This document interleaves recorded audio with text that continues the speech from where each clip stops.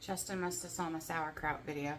I had talked about not having good success with the crock, and I'll show you which crock. So I don't know if you can like really see, but that is the crock that I had next to the Bop It that Abel evidently was too loud with and Daddy put it out of reach. But that was the one that I said I had no luck with. We had fruit flies that got into it. The sauerkraut was mushy. So, but anyways, and I recently had a birthday. So, Daddy got me this big old crock. Now, this is called the Sauerkrock by Humble House. It says it's German style ceramic food fermentation crock.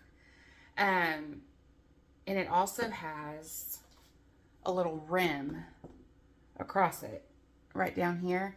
And apparently in the instructions, you put water there. Came with 2 weights, and I'm not sponsored by these people at all. But I'm just showing, you know, what I'm going to try out for y'all so you can see if it's worth it. And then I also got this little, what is this called? A tamper. So it came with the 2 weights, the tamper, and the crock. I have no idea how much it was. It's called, again, the Sauerkrock by Humble House, so you can look it up. But I've already done a video on how to make sauerkraut. I cut up 2 huge cabbages for this. We'll see if all of that fits. Hope it does, because I don't have anywhere else to do it. But we're gonna load it up. I'm gonna assemble it, tell you how easy it was, I guess, and then I'll kind of check back in over the course of, you know, the next few weeks to kind of let you know what I think about it. So I'll get loading.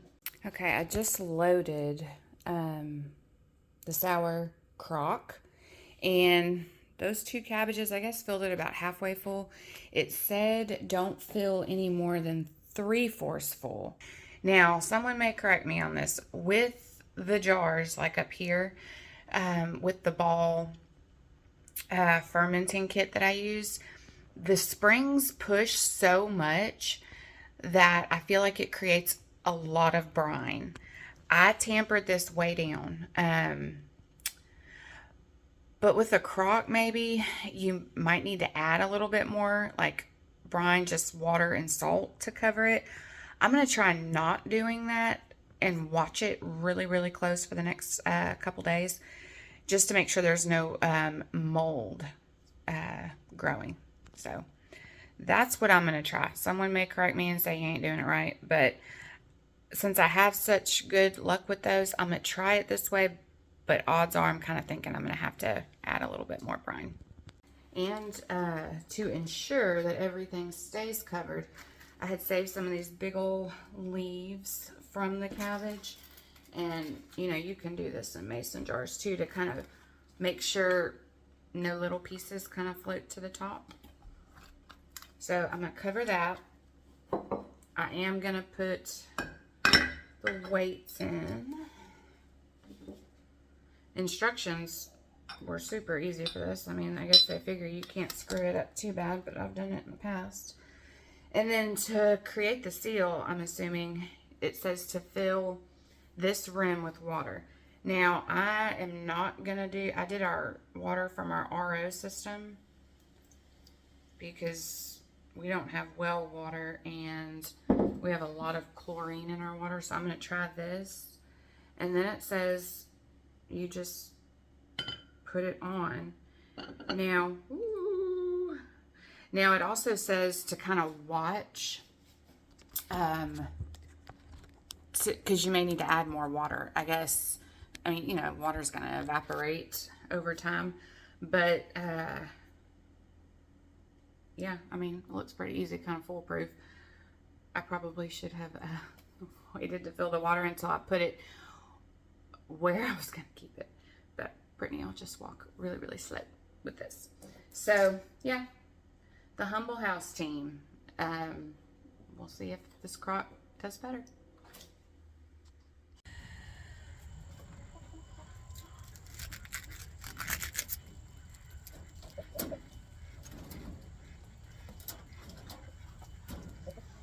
There's Sister Girl.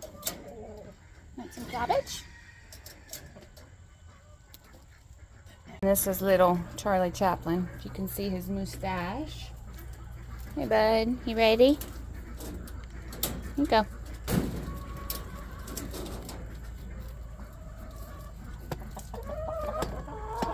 Gosh, they are so cute to watch eat.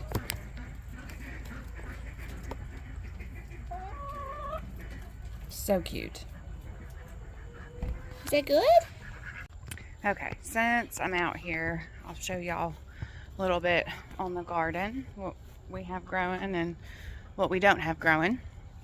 You know, when I envisioned like homesteading and all that, I envisioned beautiful gardens and, you know, all the stuff you see on Pinterest. I love pretty things. I didn't foresee like buckets and containers and tarps and hoop houses and chicken tractors.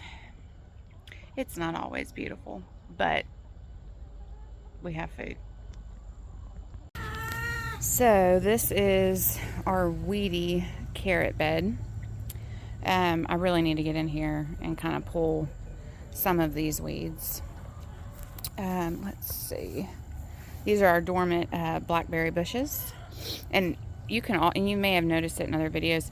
Justin he calls it a shunnel. You may have seen it on other homesteads, but it's a little tunnel that goes all around our raised bed garden. And the chickens go through that, and they keep like the weeds down. Now, I mean, we still have weeds in here. We need to weed eat, obviously. I mean, the grass is really grown, but yeah, I mean, they keep it down a little bit, you know. So this is a few radishes. I did just pick a whole bunch. I need to seed some more because, you know, it's about 21 days or so and these will be ready. This is also a stevia plant and it's gone to seed and flower. I've never like successfully gotten a huge harvest of stevia, so I'm gonna like let this stay and see if it will give me like huge plants in here next year. We have some more little happy birthdays coming up. This is some spinach sprouting, and then what's left of my bee balm. If you're not familiar with bee balm, it's really good. In this bed I have a bunch of broccoli. We love like broccoli salad, so a lot of that did really, really good. I think I also have some Brussels sprouts. This middle, I think it actually is all broccoli. I don't know, brassicas are a little hard to decipher at this stage, for me at least. I should have some Brussels sprouts in here, but I'm going to ID some of these on my plant, I think it's called PlantNet app.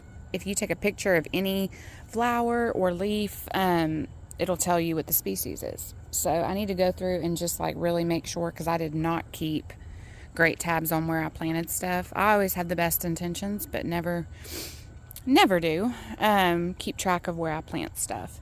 And then I also sowed some garden peas. I've actually never grown peas before, so I had quite a few germinate. But I also, this is where our cucumbers were in the summer.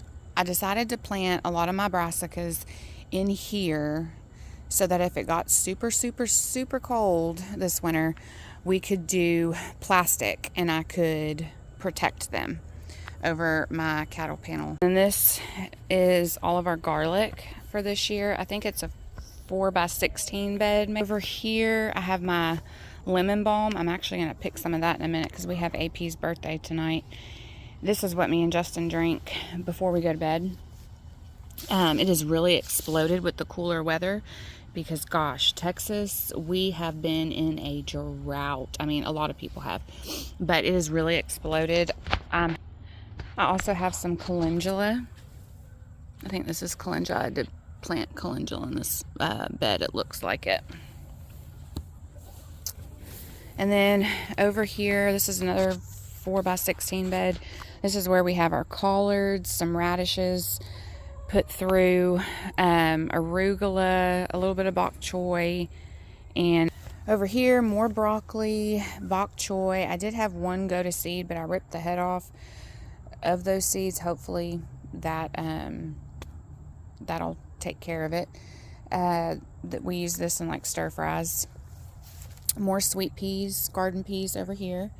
They're starting to get up on the trellis. I've been trying to train them. Again, I have them underneath the cattle panel so I can cover them if need be. But all this stuff in the fall garden is, you know, frost hardy. Should be at least. I had planted beets in this little ditch right here. Again, tried them in a different spot. And gosh, y'all know germination. If somebody who has been successful growing beets, please let me know how you do it. Y'all, look at this guy. Does anybody know what kind of rooster he is? He was our free, our bonus chick from Murray McMurray last time we ordered either our laying hens or meat birds. His head is gnarly. I don't know if you can like really see. I mean, it is gnarly looking. I haven't like really investigated to see what breed he is, but if anybody can point me in the right direction, I may look on their catalog and see what they say. But he's pretty cool looking. And then there are the girls going through, and our big boy rooster. He definitely is a good rooster. So yeah, I got few things to kind of get going because tonight, like I said, is Abel's birthday party, so we are gonna be riding go-karts and playing Nerf guns. There's this really cool place like 30 minutes from here that has all kinds of stuff for the boys. Abel absolutely loves it. They have dodgeball, Nerf gun wars, crazy carts, karaoke. I'm trying to think. I know she's added a few more things. So that's where his little birthday party is going to be. My baby is 6, y'all. 6 years old. Thanks for hanging around. And I will keep y'all posted on the sauerkrock. I'm going to have to kind of remind myself that's what it's called. And I'll let you know if I can figure out a solution to this beet problem because it is frustrating. I'm slowly losing like my window to plant stuff for it to actually germinate because I mean today it's super overcast, so really hoping I can research a little bit more and get these beets to germinate. But thank y'all for hanging out, and I'll catch you later.